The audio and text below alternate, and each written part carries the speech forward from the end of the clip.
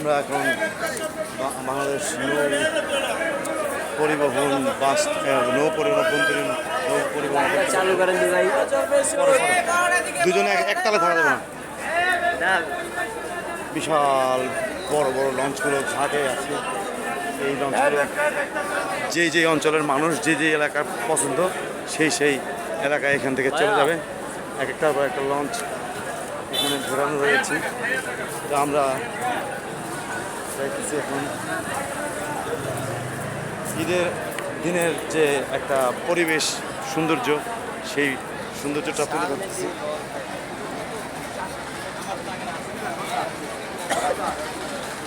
আমাদের সদরঘাটের যে পানিটা, সেই পানিটা কিন্তু এখন মোটামুটি একদমই নষ্ট হয়ে গেছে, পচা দুর্গন্ধ বের হয়। এই দুর্গন্ধ মানে ছাড়াইতে কমপক্ষে 1 ঘন্টা এখন লঞ্চ চালায় অনেক দূর যেতে হয়। আমরা দেখতেছি আমরা কোন কোন অঞ্চলের লঞ্চ আর কি ঘাটে ঘেরানো আছে, আর কোন কোন অঞ্চলের লঞ্চ আজকে ছেড়ে যাবে।